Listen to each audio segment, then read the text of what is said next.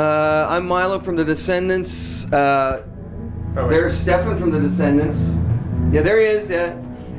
Bill's over there. Show him your gut. That's good. And you're watching Loudwire. Oh shit! Hey, this is Milo from the Descendants. You're watching Loudwire. What's up, everyone? It's Hamid here for Loudwire, and I'm sitting with Milo and Stefan from the Descendents. Thank you guys so much for your time. So I've grown up listening to your music for what seems like my entire life, and What, 20 years? 24 years. Yeah. It could have been your entire life then. Well, it would have been if I was born earlier. But anyway, yeah, I always kind of referred to you guys, to my friends, as not only one of my favorite bands, but actually like my therapists, because so many of your lyrics are about, how to maintain positive relationships with your loved ones, and I want to know how do writing those lyrics help you out in that? I don't know. I didn't maintain any positive relationships after I wrote a few of those songs. Nah. I mean, some of those songs were written basically during a breakup, kind of like, and in the aftermath of a breakup. So, I mean, I guess there's learning to be found in those songs. You learn about yourself, and that's, and I think that's, when a lot of them were written, you were like teenagers, and so I didn't know what the hell I was doing. What girls? What are those? Yeah. So I think that's most of our songs are written for ourselves, anyways. So you talked about therapy. It was therapy for me, and that's why I was writing them. It's nice that I can write a song for myself, and other people can relate. I mean, that's been the real kind of windfall of all this, because I just feel like I get to basically do psychotherapy on myself and have other people kind of appreciate it on some level. So, but yeah, I mean, that's kind of where we're coming from in terms of the inspiration to write songs like that is just from a kind of like trying to make sense of some idiotic teenage relationship that we had, so. All right, and you guys took a very long break from touring, even though you released Cool to Be You during that time. I believe it was 13 years, and then you guys suddenly jumped in on the Fun Fest in 2010. How did you guys decide that was the right time to take the stage once again? Well, our drummer Bill had some health issues that he had battled, and so when he began to recover from those, and we were sort of all, I think, we were all very happy about that to start with, of course. And so around that same time, I think, the three of us in the band that have children, our kids were old enough to have some curiosity maybe about what it is that, our dads do this thing. So I think a whole bunch of things came together at once that sort of, the kids wanted to see us play. Bill was back in action. We could function again and play, and then people had an interest in seeing us, and were asking us to play shows, and we thought, well, hey, I don't know, this seems like this seems like it could be fun. Let's go ahead and do some. It's been a long time. Maybe we'll have a blast. And it turns out we did, and so we just kind of went, well, I don't know, let's do some more. So that's kind of how it came together. Yeah, my kids were of the age where they were just starting to listen to my music, mainly because I was playing it for them. But anyway, they liked it. They said, well, Dad, when can we see you play? And I thought, well, okay, we can maybe make that work. So it was kind of a command performance. But I mean, in addition to all that, there is the underlying, and this is kind of a lifelong kind of urge within all of us to basically rock. And so there's the need to rock underlying all of it. Because, I mean, all this, I could say, well, sure, I could go do this for my kids, or I could go do this to make a little money, or I could go do this for all these different reasons, but it's because I want to rock, Thank you very much to the kids for bringing them back. That was my quote of Twisted Sister there. Yeah. I want to rock! Yeah. All right, so tell me about that first show. Was it nerve-wracking, especially because you were playing music that you had never played live before, and it was the first time in 13 years. So what was that feeling like up there? It was, for me, exhilaration and relief because when you haven't done it for that long, it's kind of like, well, can we still even do this? And especially for me, can I still do this? These guys actually, they've been playing through this whole thing. I mean, you talk about on, off. They've been on. I'm the only one who's been on, off. And so every time I come back and do it, there is a bit of a hesitancy, or I can't say hesitancy, I mean, kind of a fear on my part, can I still do it? So that was the main thing there, was just the relief of, wow, I can still do this. And then just the whole blast that it was just a great kick-ass time. And so, as he said, that kind of jump-started the whole thing, because we realized that that I could still do it, and B, that it was fun. And obviously it was fun for everybody, so yeah. That show in particular was interesting because we had, we got asked to do that show because Devo's guitarist had an injury. So they were like, hey, can you guys do this? And so we had 9 days to prepare to do that, which is, and none of us, I mean, Bill and Carl live in the same city, but I live in a different city, Milo lives in a different city. So we didn't have any way to practice together. We just had to kind of, all practice on our own and get ready and then walk up and go for it. So, and this is with about a 10-year break between this lineup doing these songs. So that, I mean, I remember very distinctly us looking at each other and going, okay, I hope this pans out. And then we plowed into it. It was like, yes, it pans out. Like, we're not going to die. It's awesome. Yeah. That's beautiful. And now, what would you say your guys' favorite songs are to play right now? Well, I like playing Everything Sucks, but it's like one of these things where it's so good to dig into, but it kind of harshes on my throat. So it's one of those ones like, if I didn't have kind of vocal fragility, then I'd be out there singing Everything Sucks, like, that would be our set. Just like play that over and over again. Yeah. Well, for me, it really can't. It doesn't come to song by song. It's like, for me, it's like I like really trying to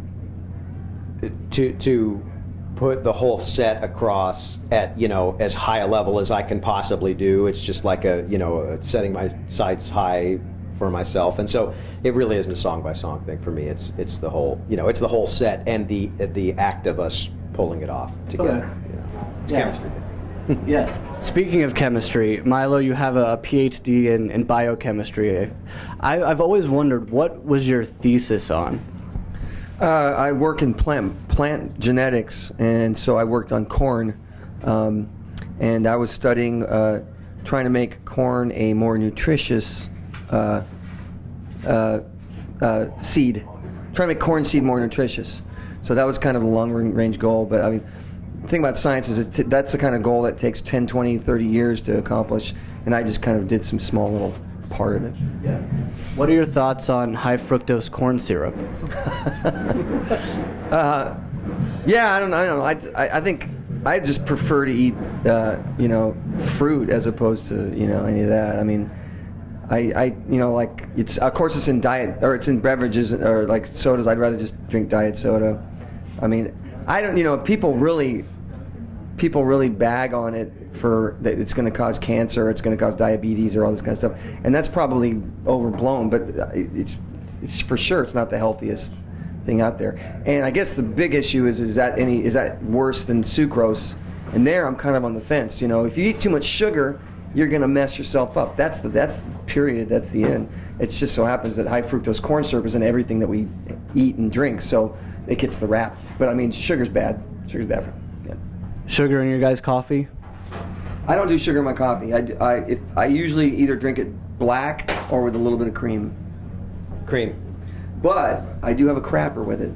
So it's a crapper in a coffee. The crapper is the flaky pastry item that you always eat. It doesn't have to be flaky. It doesn't have to be like a croissant. Hey, Bill Stevenson's here. Yeah. I was wondering Don't hide Nilla wafers. It could totally be a Nilla wafer or like a Twinkie. Anything could be a good. Okay, it doesn't have to be like a highfalutin pastry. I agree with that. Donuts. Really sweet. I actually have a real weakness for apple fritters myself. We were interviewing the Descendents, and then they got in a fight about what's good to wash the coffee down with. Yeah. Well, now that Bill's here, if you don't mind, if I just ask him a quick question. The peanut gallery. Hey there, Bill. So you're a very Oh, hi. What are you doing here? hopefully ask you a question. You're a very prolific music producer. Who are you working with at the moment? You know, I just finished a big slew of bands. Bouncing Souls, Hot Water Music, Broadway Calls, No Effects. We did Teenage Bottle Rocket at the studio. I didn't work on it myself. And then As I Lay Dying. So that was just a big slew of bands. And then little time off. I start Alkaline Trio in about 2 weeks. I mainly just been trying to get my songs together and also finish my Only Crime record. Only Crime, let's see, the drums and the guitars are done and the vocals are about 3/4 of the way done. So we're going to get the vocals finished and mix it and get the bass finished. And then, I'd like to see that thing come out like in the early part of next year. And I'm going to get my songs finished so we can start recording the new Descendents record. Milo's got a ton of songs already. Did you just say new Descendents record? Yeah. And so that's kind of it. I got Trio is in 2 weeks, and then I don't have any more bands. I'm trying to work on my own stuff more right now. Okay. Yeah. Well, thank you very much for your time. I appreciate it. Thank you very much. I'm going back this way. You're not done yet. One thing that I've been wondering is that that is booming. Serious bass. Yeah. That wasn't doing that earlier. That's gnarly. Sorry. So, Warming up for that fucking low end of Stevenson's kick drum is what's going on. For reals, yo. So Greg Graffin of Bad Religion, he also is a PhD, and he's written a book. It was a very good book combining his scientific knowledge with his life and punk music. Have you ever thought of writing a book? I don't know. My wife said, "Oh, you should write a book." I don't think. No, I mean, that's not my thing. I mean, I read his book. I thought it was good, but I mean. Wait, what science is he in? Oh, here he comes. No, he's just evolutionary biology, and but yeah, I thought it was a good book, and I met him for the first time not that long ago. It was only last year that I met him. We'd played gigs before that, but we just never really crossed paths, and so we had a little moment of, kind of like. Yeah, cool. Punk nerd. Yeah, we could nerd out together. So that was fun. But I don't think the thing about it is, my book would have to be even more about the science than about the music because I don't have any good tour stories. I don't have them. These guys would have more than I would have, like with all and whatnot. I got some tour stories about you, dude. I was just going through photos for those Filmage guys.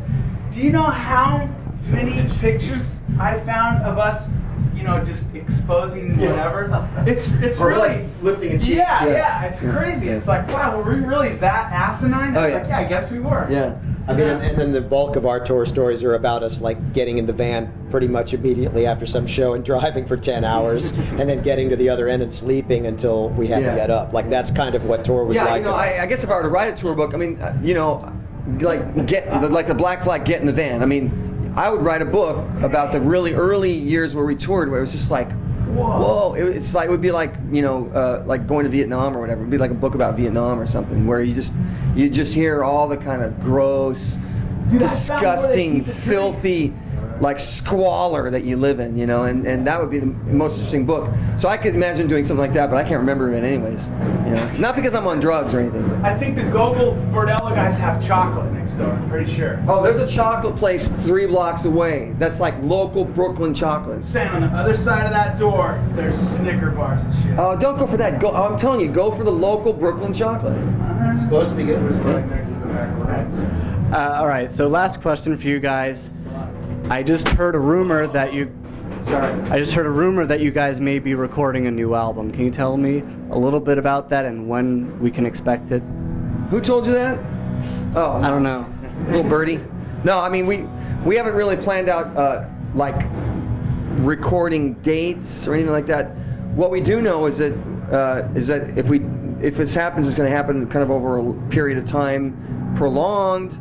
I mean, part of the reason why we don't play that many shows in a given year is because we all have other gigs that we do, and for the same reason, we can't set aside a month to go hole up in a studio. So what it's going to be is a bunch of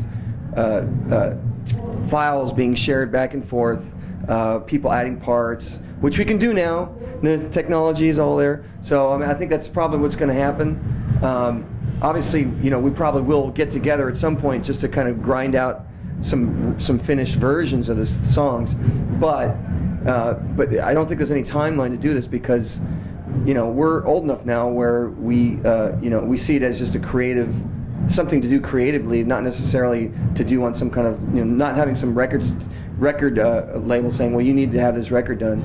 We'll just do it when it needs to be done. It'll be done. I mean, it's going to be one of these kind of creative things that we do that is more. It's more important for us to make it sound right and to have it be fun. Yeah. All right. Well, thank you guys again so much. It's such a pleasure meeting you. Go see the Descendents if you have a chance. If they're coming to your town, see them on the other Riot Fests, and look out for that new album. I know I'm excited. The Descendants.